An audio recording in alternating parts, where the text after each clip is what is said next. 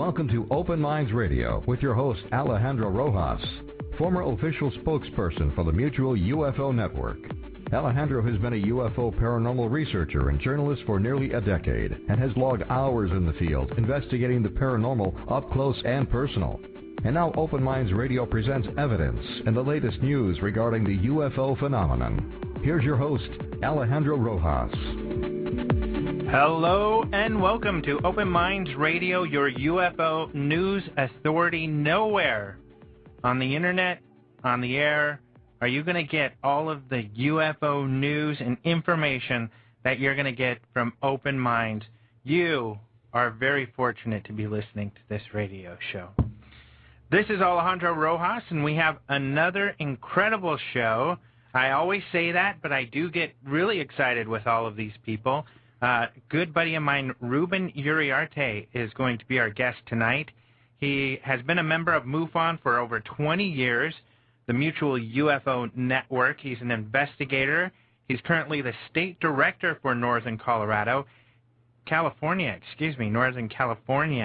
He's also the deputy director of Investigations International. So he handles all of the non-U.S. investigation reports, which MUFON receives quite a few, not a whole lot because there are other organizations in other countries, but he's going to be telling us all about that and some of the cool cases. And I know I call a lot of these guys my buddy, but you know what? I'm one of the fortunate people.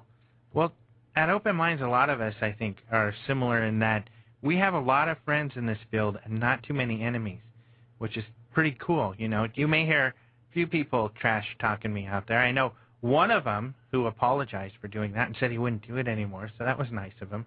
Because you know I don't trash talk anybody, not even Seth Shostak of SETI, who is not too popular because he doesn't believe in the whole UFO ET thing. I like that guy too. I like everybody. I like you. Some of the cool stuff going on. Well, Roswell's over. I was talking about Roswell a lot the last few weeks. That was last weekend, the whole big festival with the parade and everything. In fact, if you caught last week's show, I literally had driven from Roswell to our studios here in downtown Phoenix to do the show, which was a lot of fun because Robert Hastings, our guest last week, is a pretty incredible person and doing a lot of cool research. That's over, so what's coming up? MUFON is next. The MUFON Symposium, which is in 2.5 weeks. It starts about the 22nd and goes to around the 25th. It is a week from this weekend. So that's going to be in Denver, and their symposium's a lot of fun because they also have workshops on the Thursday before the symposium to teach you how to investigate UFO sightings and UFO reports. That's what's great about MUFON, that they have so many people throughout the country with the boots on the ground doing some real investigations. So the MUFON Symposium is going to be a lot of fun, and I'll be there. Michael Schratt from Open Minds is going to be speaking about black projects. I think that's what, in UFOs and some of the cool 3D type of renderings that he's done. So we'll be there selling magazines and saying hi to people.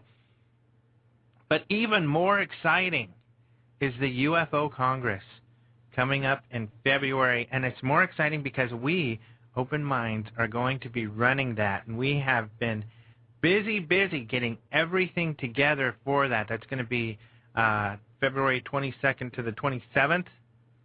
And right here in the Phoenix metro area, actually in an area called Fountain Hills on the Yavapai Indian Reservation.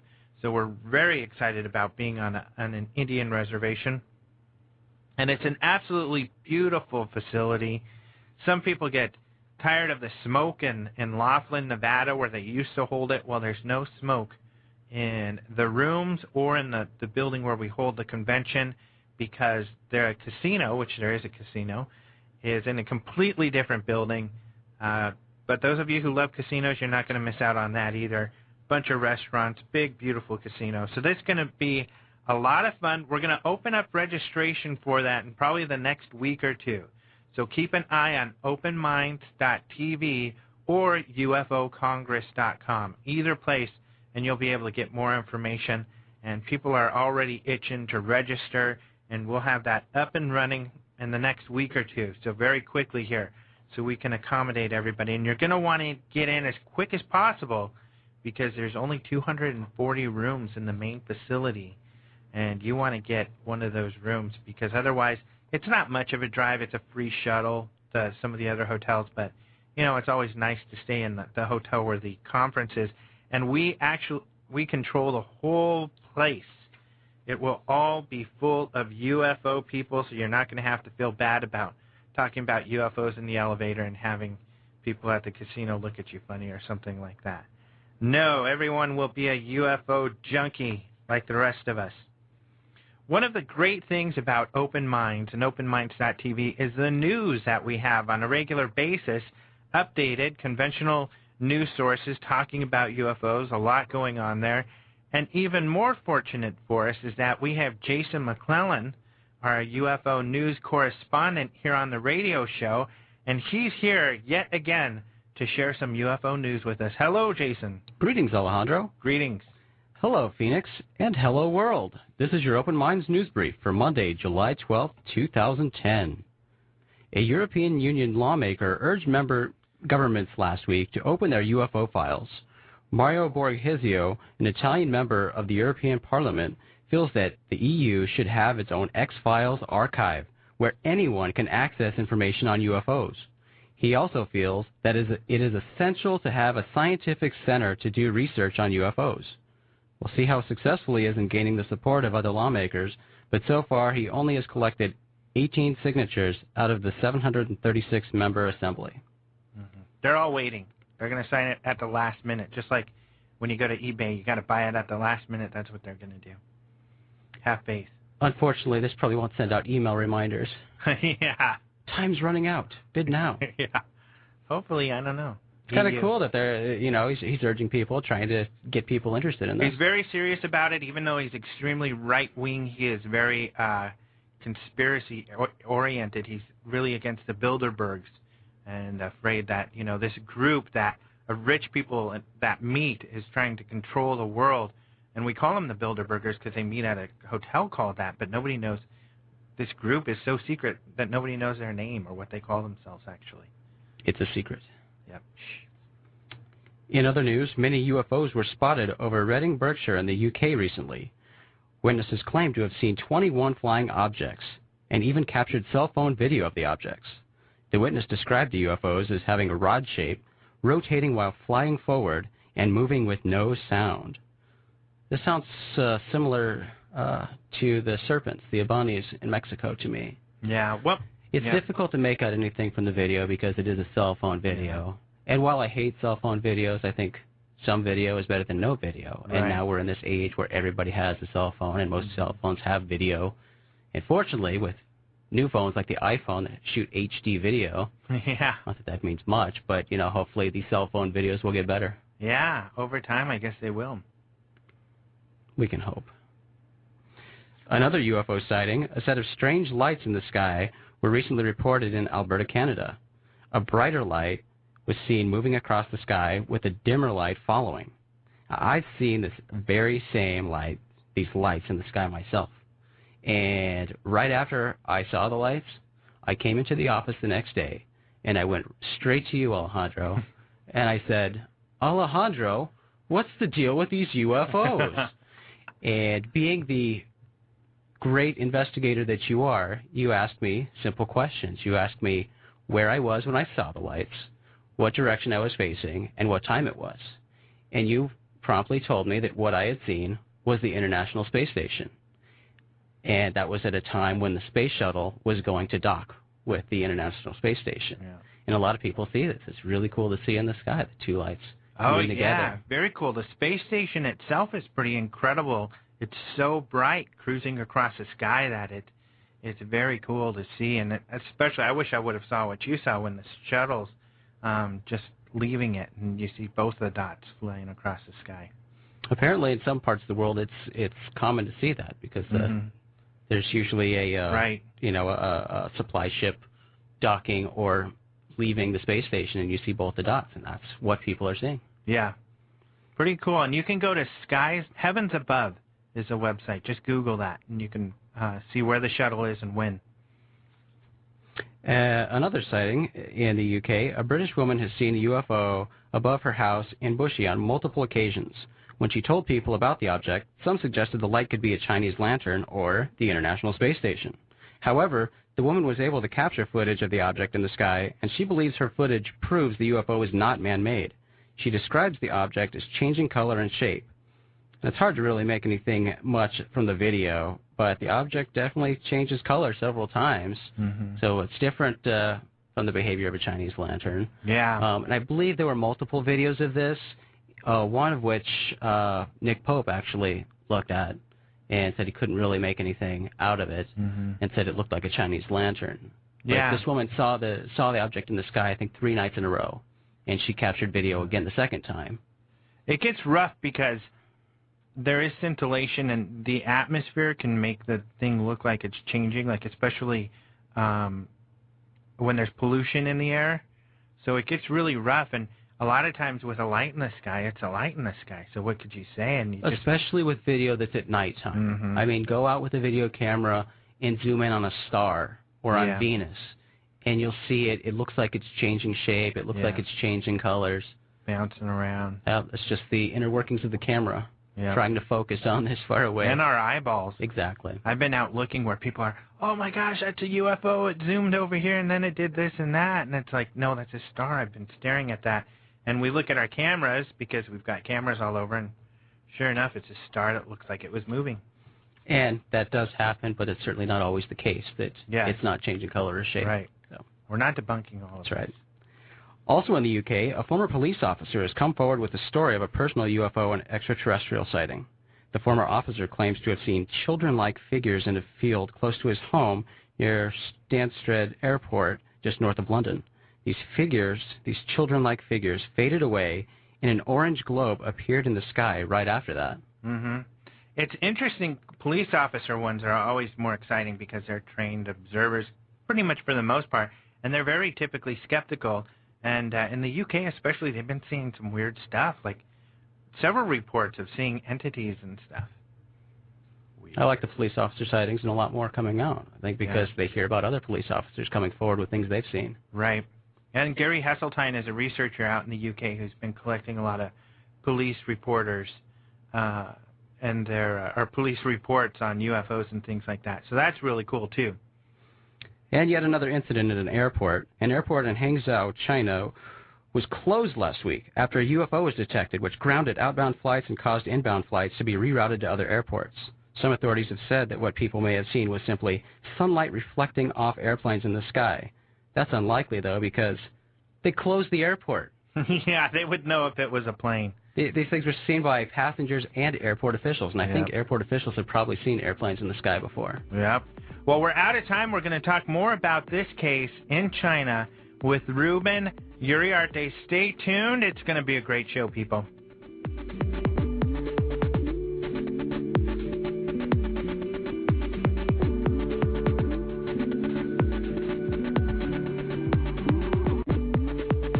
You're listening to Open Minds Radio with Alejandro Rojas on KFNX News Talk Radio 1100. Welcome back to Open Minds Radio. This is your host, Alejandro Rojas, and I wanted to talk about a couple of cool stories we have up on our website. In fact, the author to one of these stories, who's hopefully one day going to have a second part to it because it's a two-part already. No, we'll have that up tomorrow. Antonio Huneos is in the room, and he wrote a story, interesting enough, about Argentina, which we'll be talking about today because I know Ruben's really into some of the sightings out in Argentina. But essentially, they have an attractive president in Argentina. That's not the focus of the story, but you can see her pictures in the story. And she has been approached by some of the UFO researchers out there, and they're hoping she's going to release some files. And if they do release the files, essentially what Antonio has written is a story about what they have that they might release. So he's written this, of course, because there's a lot to it, in two parts. So we have part one up and part two's coming out tomorrow. Another cool one that we have up is we actually got to go to the debris sites that the Sci-Fi Channel did their dig story at and everything, and got to see, if you've know something about Roswell, there's the ranch where the intelligence officer Jesse Marcel went to and stayed the night when he went and looked at the debris. There's also the famous windmill out there.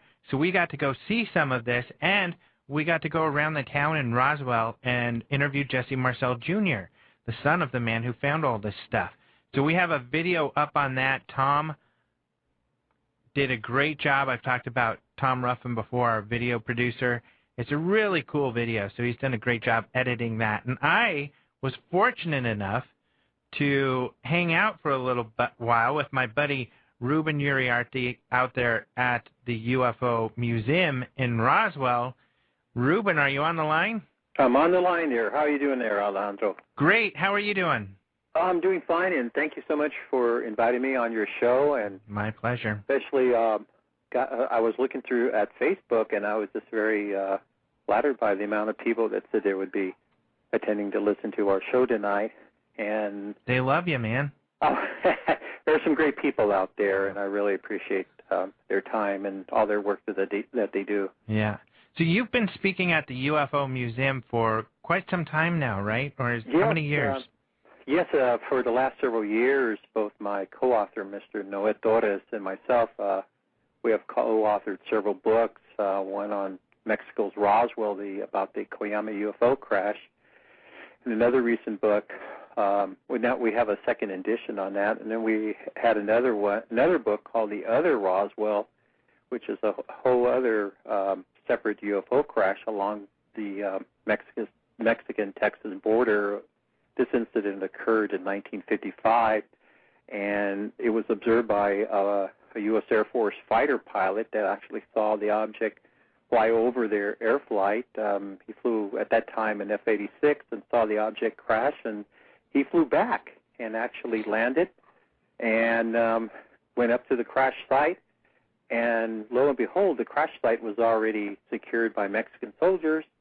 And then they told him that they were there waiting for someone from the United States Air Force to arrive. So it kind of tells you a little bit of the relationship between UFO crash retrieval, different countries, and their relationship with the U.S. and CIA. Mm-hmm. Very interesting. It goes on. Great books. RoswellBooks.com, is that where you get that stuff? RoswellBooks.com. And then you were talking about Jesse Marcel. And yeah. Noé Torres just published a really great book called Roswell UFO Crash. It's a tour of all the Roswell UFO landmarks. And we did something really different this year with our good friend E.J. Wilson, Noé Torres, and myself. We put together a tour, and we went out and took people to 9 different landmarks within the former Roswell Army Air Force Base. And it's about a 90-minute walking tour, and you get to see a number of the sites because, I know that a lot of the focus has been on going out there to the desert, right, and looking at the crash site, but there was so much activity going on within the town of Roswell and within these little landmarks. Right. The whole history is there, and so our good friend E.J. Wilson is going to continue with the tours, and so if anyone is interested, we have a website called RoswellTours.com, and anyone who's interested on going on a tour, and we hope to be pretty busy at next year's event. So it was pretty awesome, Alejandro. Cool, yeah, a lot of fun. Hopefully I'll be out there next year, and then I'll get to join along. I've been out there 3 years in a row now, so. Yeah, I just like to throw this in there. You learn so much, when you go on these historical landmarks. But one thing that really got me, that kind of connected me with what was going on with Roswell at the time, 63 years ago, was the story that there was a chapel that was filled by a lot of the servicemen, because apparently they were very upset and were actually confused, and that something really unusual that had occurred nearby. And so in order for them to deal with the situation, they went to a pastor there to calm them down. Oh, they were upset because of the secrecy, or? Because they were aware that there was a UFO crash, and gotcha. There was a lot of right. about ET bodies and so that freaked them out. So they were freaked out. And so, sorry about that. Mm-hmm. So anyway, as a result, they were counseled by a pastor, and a statement that he made that really got me when Noe was and EJ were sharing that. They said, the pastor said, he says, look, I'm just a common man in a great universe. And I think that's how he put it in perspective. And that's what we're dealing with a phenomena that's probably greater, or that is a part of the universe, that is part of us. Well, I wanted to mention to people to read more about some of those sightings that you had or your books with you and Noe. I had you guys on together on a previous show, and I'm sure I'll have you on again in the future to talk about those. But I wanted to talk about your new position with MUFON. Yes, thank you very much. Recently, as you know, I am the state director for Northern California MUFON, and we've been going through some reorganizational changes, and one of the areas something that I always had an interest in is our international contacts. It's our international chapters in all the different countries, from Australia to New Zealand to our European connections in Europe, as well as in Africa. It's across the world, and I just feel that it's and feel honored to. And both another associate of mine, her name is Hannah Kotek. She is also the what we call the CMS case management systems administrator, where she'll be overseeing all the different cases that will be coming in through our website, through our database. Right. And so with that, we have established and reconnected with a lot of great people out there, Alejandro. There's a lot of That's exciting. Oh, it is, and I have to tell you, I'm hoping that maybe next time, if you want me back, I'll have a heck of a lot more in detail of what's going on with our different countries, different chapters, because that's our focus, is trying to provide the information that MUFON has in terms of our training programs, our certification process for field investigators, as you're aware of. Do we have any, or do you have any, I say we because I'm still a member of MUFON. Absolutely. Any connections in China? Not directly. And then again, I'm just starting to. I'm still working on South America. I'm just new. And Europe. Yeah. But we're starting to make connections in like the Philippines and neat. The other Asian countries. So I'm sure China is just one huge country with lots of activity, and I'm sure that we'll be connecting. I think too now the thing that really has been helping us, Alejandro, is the internet. Yeah. The fact that we're able to communicate rapidly, some of the new technologies, as well as being able to do more collaboration. Yeah. Well, that's an exciting position, because with the internet, we'll have more communication, and especially, when we get these connections with China and Russia, because when things like this Chinese event that happens or something in Russia, we'll have some colleagues over there that we can refer to. Now, we've got to go to break, but we're going to talk more about what you've discovered in your Latin connections coming up just after the break. We're talking to Ruben Uriarte of MUFON about his international directorship and the investigations going on all around the world. Stay tuned.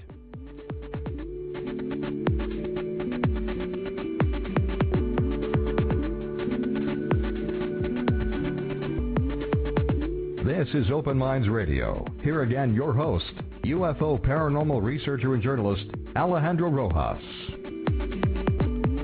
We are back. You're listening to Open Minds Radio. I am speaking with the incredible, the astounding, the wonderful, astonishing Ruben Uriarte. And I want to let you know that we have a lot of international listeners to our radio show, actually. People in England, and Antonio, who I'll bring on in a minute, a little while here, just reminded me that Art Bell's neighbor in the Philippines, because that's where he's living, is listening to the show usually too. Oh, fantastic. Yeah, so that's cool. I'm always very impressed with England and Scotland and the whole UK, what's going on over there, and especially the amount of disclosure activity that has been going on with many of these countries where they're able to get their governments to release their files. So it just seems to be just a strong movement across the planet, and who knows if that may occur here in the U.S. Mm-hmm. But one thing we could look at is how the investigators in all these different countries have worked very hard in working with their governments, which in many cases are very cooperative. Right. And I was mentioning Argentina earlier, and I know you've done a lot of work down there in Latin America. In fact, you sent me some maps that we have on our website of sightings down there in Argentina. Yes, I'm real fortunate. We have some really good people down in Argentina. As you know, Steve Reichmuth puts together what's called the UFO weather map of sightings from all the different, based on our MUFON database and other databases, and he puts together a monthly map that shows you whereabouts are the sightings being reported. And you can do a lot of good analysis with that. Mm-hmm. And so recently I was very fortunate in connecting with a great person. Her name is Viviana Reisen. She is and a member of CIFORA, which is their commission or comisión that de estudio de fenómeno ovni de la República Argentina, which is basically their UFO Center of UFO Phenomena. That I'm sure Antonio will elaborate further on that. She's a member of that and also director of the Exopolitical organization, and she's also has. I feel very honored that she's made me an advisor for her. So. One of the things that we did, and thanks to you, Alejandro, I'm so happy that you were there at the museum, was we're doing a live streaming show of what was going on in Roswell inside the museum, and she taped all that, and we were able to interview some of the guests like Stanton Friedman and Karen Martin and Freddie Silva and a couple of other. Yeah, that was cool. And mm-hmm. You. And, of course, now that's going to be aired and showed in Argentina by, I believe, in this week coming up. So that way the people from down there could see what's going on up here and seeing, one of the biggest events of ufology right here in the Roswell. Yeah. Well, it's an easy fix. I didn't want to embarrass you then, but I'll do it now on the radio with all these people. Go ahead. You just had the USB plugged into the networking cable area, so... And all we had to do is that's all, man. fix that, and it came back online. A high-tech person like you just plugged it in, and then... Which is cool, yeah. And then you have video and audio going to Argentina, and she's able to see what we're doing out there in Roswell with Stanton and Don Schmidt and all those great people. Yes, and so that's what I mean by the technology that's out there. And one guy, there's a couple of people I just really want to acknowledge because my opportunity to travel to different countries came through. I had a great opportunity was when I connected with Joyce Murphy, and she was the director of Beyond Boundaries, and that was a tour group that specialized in taking people to UFO hotspots around the world. Oh, right. You got to do these tours. That's great. Exactly. And, it was like a dream come true because I always wanted to travel, but I never would have ever thought that I would be traveling throughout the world because of UFO. Right. And so because of that, we were able to network with a number of the investigators from all the various countries and really get a feel for what's going on there. And, it's great to hear a speaker coming and talking about what's going on, but unless it's just valuable if you have the opportunity to travel and to be there, to go to that particular area, then you really can understand better what that speaker or presenter is trying to convey. So we've taken many people to many different locations, and I tell you, some of the experiences that I had, I really owe a lot to Joyce and her husband, Pike. There's another gentleman that I think for the audience out there, for those that are really interested in what's going on in Latin America, is our good friend Scott Corrales. He has a website called, Inexplicata, the Journal of Hispanic Ufology, and he focuses again on the paranormal cases, going from Spain, South America, Mexico, the Caribbean. So for anyone who's interested in really knowing what's going on, I mean, he does a fantastic job of always providing some of the updated information. And coincidentally, he just put something up about Argentina and a sighting over a nuclear power plant, I think it was. Yes, that's really. I saw that, and because of that, I forward that information to my. We have our foreign representative from Argentina, and he said basically that there's a lot of UFO activity in that particular spot because of the high electrical dams that are there, the generators. That seems to go along with the attracting possibly the UFOs and looking at these energy grids, which is reports that we get throughout the country. Plus, like you mentioned earlier, the high amount of cases of animal mutilation. So I'm sure Antonio might be able to elaborate on that. Well, I know Antonio had written a story. One of our first real popular stories was on Argentina and a sighting over a dam out there. Oh, in Argentina. I'm looking forward. I read his part 1 of Argentina, and I'm looking forward to reading part 2. Me too. I've been looking forward to it for a little while there, but he's very thorough, so it takes him some time. It's fun to make fun of him too when he's sitting here and he can't defend himself. But we'll get him on in a minute. The other is another gentleman. His name is Dr. Virgilio Sanchez Osejo, and he's with the Miami UFO Center. He worked very closely with J. Allen Hynek, and one of the things that fascinated me was about his travels to Chile and his investigations of the Chupacabra phenomena in that country, as well as his other investigations. So this is another gentleman, one of those earlier pioneers that I have had the pleasure of meeting and just fascinated with the work that he's done.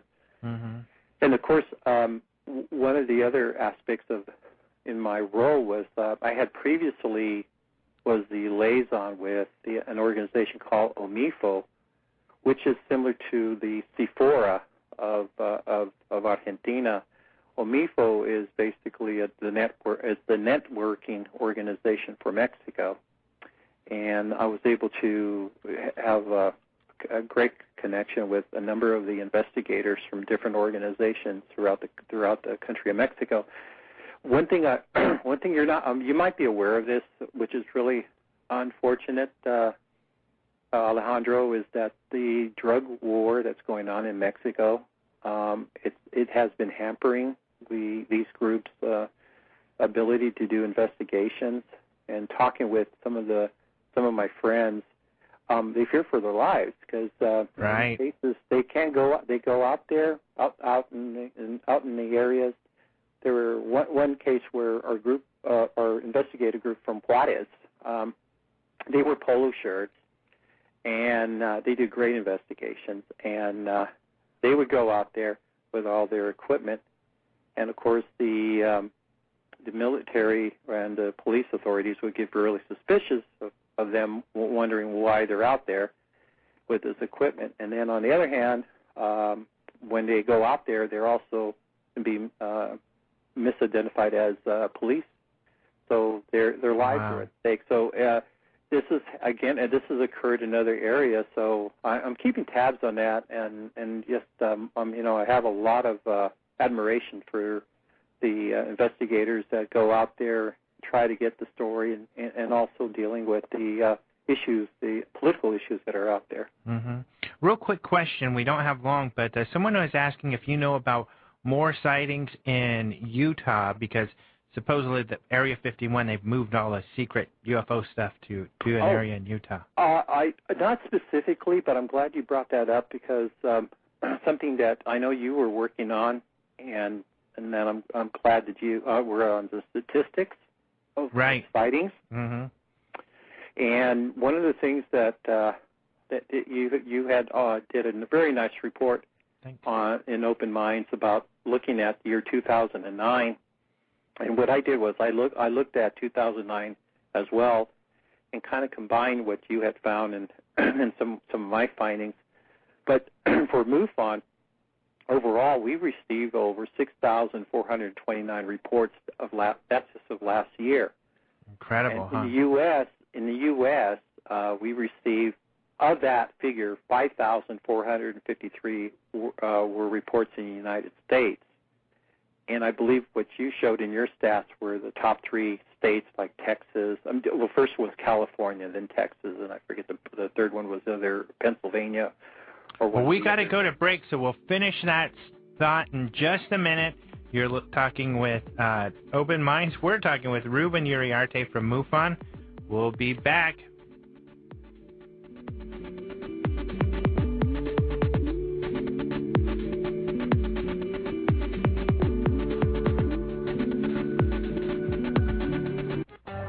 Open Minds Magazine, the exciting new publication by Open Minds Production, is in stores now. Open Minds Magazine is your look inside the fascinating world of UFO-related phenomena, including extraterrestrials, abductions, cattle mutilations, crop circles, alien implants, and more. Open Minds Magazine provides readers with current research, investigations, and news, all delivered in a stunning graphical presentation. Pick up your copy today and prepare to have your mind open. That's Open Minds Magazine, available now at Barnes & Noble, Borders, and online at openminds.tv. Welcome back to Open Minds Radio. Here now, former official spokesperson for the Mutual UFO Network, your host of Open Minds Radio, Alejandro Rojas.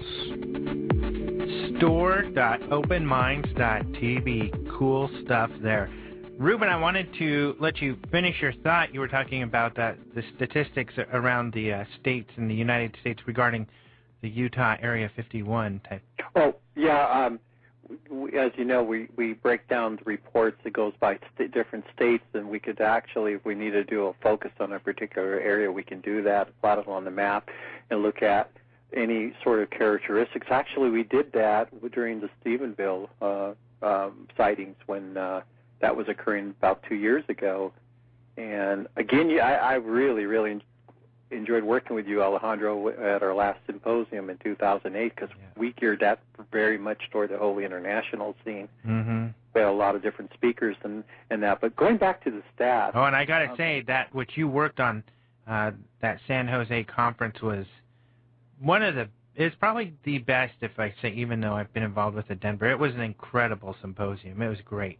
Oh, thank you. I mean, we had a lot of great help from our members there, and again, we had a lot of different speakers from different countries, and then we also had the whole aviation safety theme about it because, as you know, the focus on aviation safety, that's worldwide, and I like you enjoy working with police, which I do too. Also, very much in tune with what's going on with the whole aviation and in the pilot encounters. But before I forget, because one of the things that I noticed, again on our MUFON database, that for last year, out of the 6,429 reports, close to 1,000 of that was from other countries throughout the world, But I just know that there's a lot more going on activity-wise. It's a matter of people becoming familiar with our website. It's also the language barrier, et cetera. So, but Spain has in their database over 7,000 cases of reported UFO sightings. And the country that just really blows me away is Italy. They have over 21,000 cases. 21,000? 21,000. But we work with one. They're really dramatic. So when they see something, they're probably, oh, I saw a UFO. Well, I have to tell you that a lot of these we network with a lot of these organizations, with their own organizations as well, and they have their act pretty much together. Wow. Yeah, they do. In fact, to speak about that, because I know he's worked with them, we do have Antonio Huneas here, who used to have your job, similar position that you have now, but they called it something different Welcome back to the show, Antonio. And what did they used to call the position? Hi, Alejandro, and hi, Ruben. Hello, Antonio. Well, they used to call it back in my days the International Coordinator. Mm-hmm. And, of course, when I was doing it, especially the first part of the first few years that I was doing it, this would have been in the early 90s, there was practically no Internet, or the Internet was totally in its infancy. So it was very different. Mm-hmm. I mean, I heard Ruben saying, how easy now. I mean, I'm in contact with people from Russia, from, of course, Argentina. So the young whippersnappers like Ruben have it easier than you. Yeah, I mean, it was very hard to do it back in those days, and I mean, one of the reasons that Walt Andrews, who was the founder of MUFON and the director at the time, gave me the job is because I used to travel to these countries and do lectures. So you needed someone who would speak languages and who knew people personally, not by email. Well, eventually, towards the later part of my job with MUFON, then we start getting emails and things start getting a little easier. But for international research, of course, back in the old days when I started, and this is before I was international coordinator, I mean, you had the whole, Russia and all the countries in Eastern Europe. There was hardly any communications. Now we find out immediately what's going on in Russia or But like Poland. Ruben said, was that Italy was always been a major player, I guess. Well, Italy had organizations that were well set up nationally. The CUN, the Centro Ufologico Nazionale, sort of the Italian MUFON, and they have structures all over. And there are other groups in Italy too, and they were also quick to jump into the technology, into also computerizing their files. So I'm not surprised. That's interesting to hear because the Italian in our office isn't so quick on the technology. Yeah, I hope he's not listening. He'd agree. We do like to make fun of him. We make fun of everybody, each other. So, yeah, things have changed a lot. And not just on the international. I mean, even to do research, It was in the old days. If you wanted to see some newspaper clipping about some UFO sighting, like the story you did on Kelly Hopkinsville, you had to go to the public library, and look at all microfilm machines and things like that. It's hard for you guys. Or the cutouts of the newspaper clippings. I remember there was the clipping service. They would just Xerox those clippings and then mail it to you. Right. Remember Lou Farish with his UFO clipping service? Yeah. And then, go ahead. Go ahead. I'm sorry. No, you go. Oh, I was just thinking of the former New Fork, where people would also call in on their radio. I mean, on their telephone. Right. They just answer everything on their answering machine, but now everything's being plotted on a database, which we're doing here as well. So as Antonia has mentioned, we've just have grown it. And we need to take advantage of this technology, and because of that, it brings the world a little bit closer, as they say. I want to ask you this question, Ruben, and then let Antonio follow up. But, you sent me those maps of Argentina and especially the province of Buenos Aires, and it seems like it's a hot spot out there. Would you say that? Well, our maps only give you a glimpse of what's really going on. And for example, our database just shows 66 cases that were reported since 2005. But in talking with Bibiana, she was telling me that there are close to 400 reports that came out in 2008. And so I know the organizations there are keeping closer, documenting their activity. So that's great to know. And perhaps we can collaborate and interchange those databases. So actually, yes, and then as what Antonio has provided is the part 1 and part 2, which I'm looking forward to, give you an overview of what's going on. And what I'm finding, it's the same what's happening all over the world, is that from animal mutilations to triangle sightings to spheres to discs, I get emails from people from Nicaragua, from Central America, Costa Rica, and I listen. They send pictures. Some of these pictures are really very, very interesting. Some of them can be explained, but you're seeing this growing interest, and hopefully, one of our main goals is trying to come up with very good well-trained investigators that could follow up on these cases.